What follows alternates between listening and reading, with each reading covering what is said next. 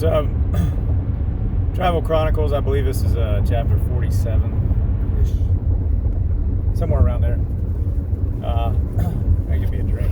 Started talking, throat's a little hoarse. It's not COVID. It's not COVID related. Just,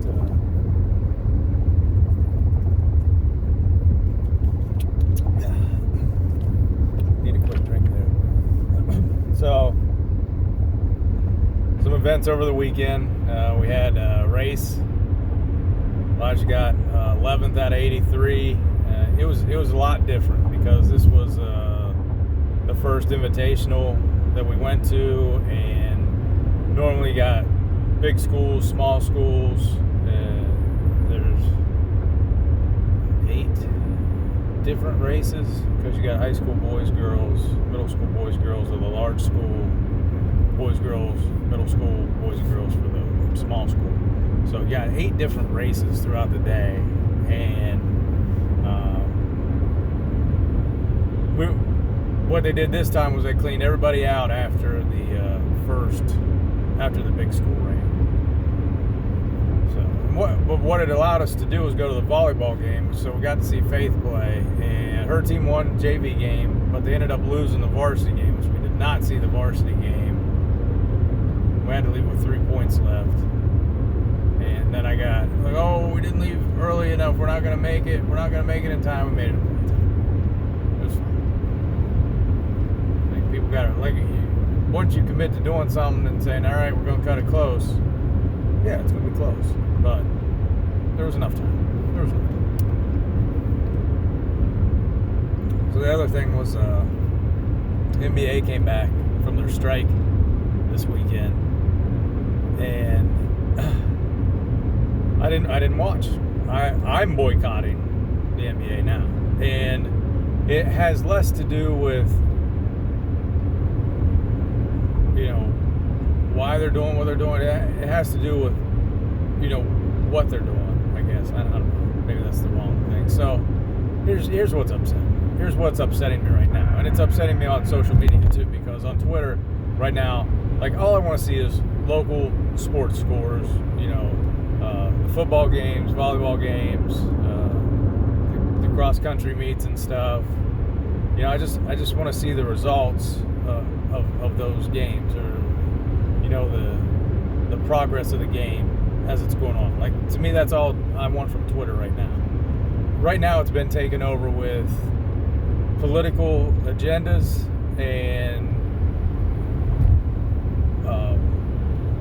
social virtues and virtue signaling. That's all it is. And it's like, look, you can say whatever you want anytime. It's great. Just free speech. But what you can't do is say a bunch of stuff and how wrong people are, and do nothing. And it's just frustrating. Like, to the point now I'm frustrated just to listen to people talk and tell, well, this group, you're so wrong because of this, and you don't get it, and then blah, blah, blah. It's like, okay, now what? So all you've done is just try to point out somebody else's flaws. Okay, great, fantastic. What are you doing? Like, you're not fixing the situation either. Just saying other people how bad they are doesn't fix anything. You know what I mean? And there was a thing where the Cincinnati Bengals had gone to, I wasn't even paying attention to what it was, because it kind of set me off, because they were all in this place and they're reading a statement. Okay, what are you doing? Like, don't just, well, we're here at this museum today and we're reading a statement and we're looking at some stuff from slavery's past or whatever, and how horrible it is. Okay, so did you build this? You're donating to this? Is this, you're funding schools to come here?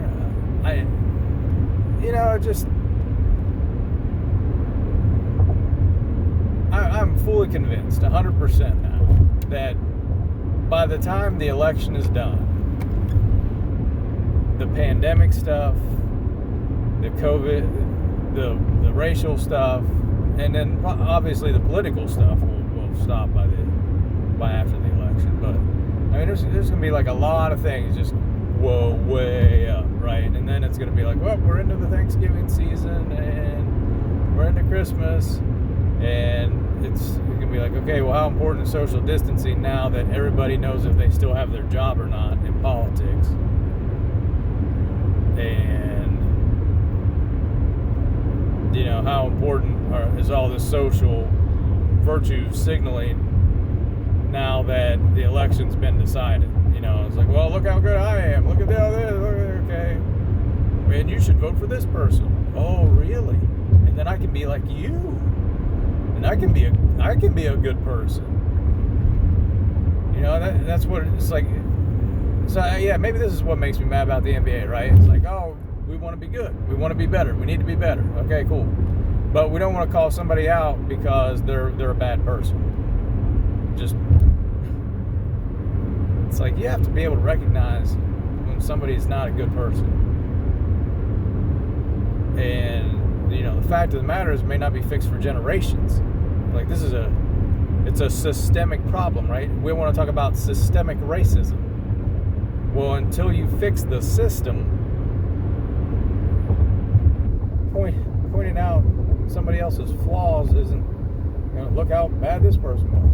And then I seen something this weekend too where they wanted to change the name of the Kentucky basketball stadium from Adolph Rupp because apparently he was a racist or something. I don't know.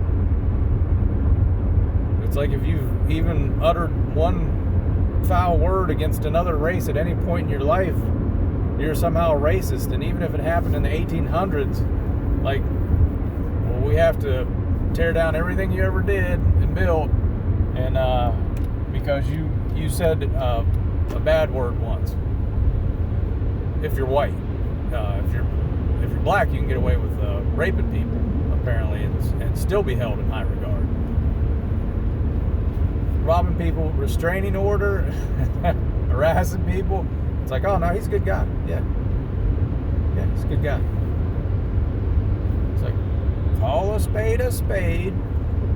If it's a bad person, they're a bad person. You don't have to get behind everybody if they're bad. Well, the cop shouldn't have shot him 7 times.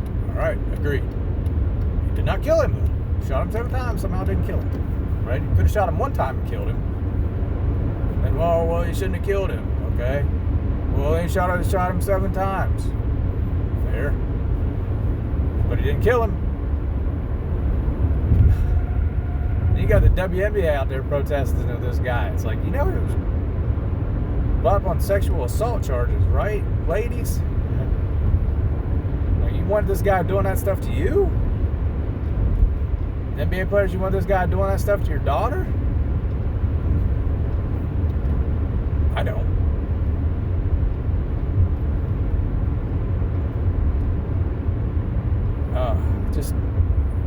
It's so frustrating right now, and everything's so politically motivated, and it's I don't want to say it's shielded well, but it's not readily transparent. You know, it's like, oh, why is all this stuff here? Oh, it's because of the election. Oh, right.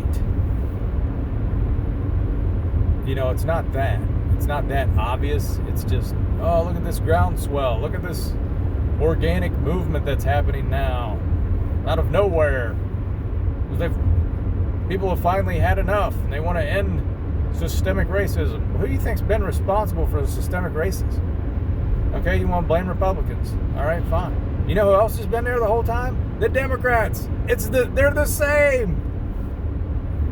They've both been at the helm of the system, and it's like, well, these people are for me. Oh, really? Well, how come they haven't fixed anything? Oh, I don't know. Well, we should still vote for them. Should you? Like, if it's your motivation, if this is your true goal, is to fix systemic racism, you gotta get rid of both parties. Because both parties have been for it.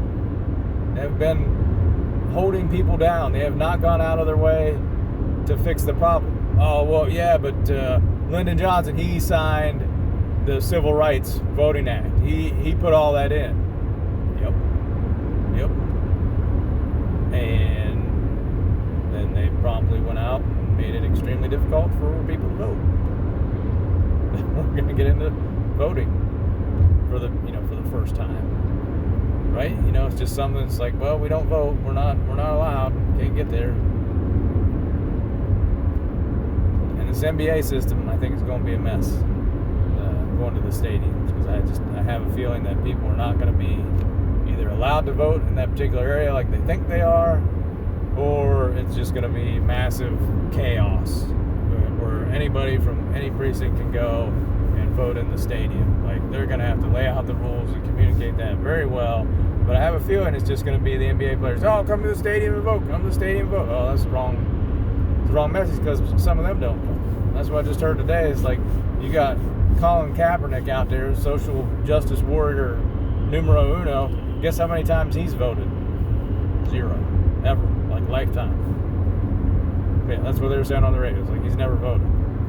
So that's the leader of the cause. And he went out there and just did it. Like, when he did it, it wasn't politically motivated at all. It wasn't because, hey, there's an election coming up. No, he just went out there and did it, and it was probably, not the most well-timed thing. Now it's an election year, so now everybody can do it.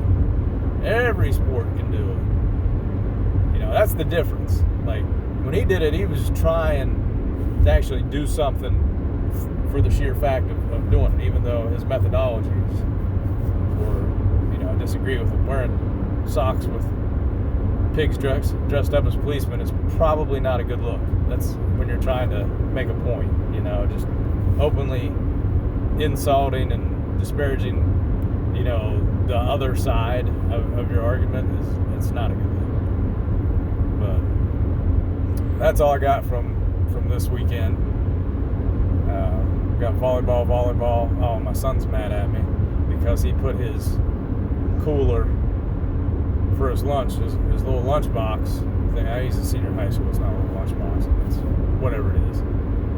Into another cooler this morning that had water in it, and now he's mad at us because it was his fault. That's ridiculous. So maybe I failed as a parent for not making him do enough stuff and take responsibility for his own things. Just the ambition, the motivation, the drive. It's there for a few things, and then other things it is like not there at all. Like, at all. It's like, well, I want to do this. Okay, do you? Yeah. Might be. Alright, well, that's all I got now. So have a good first day of school. Later.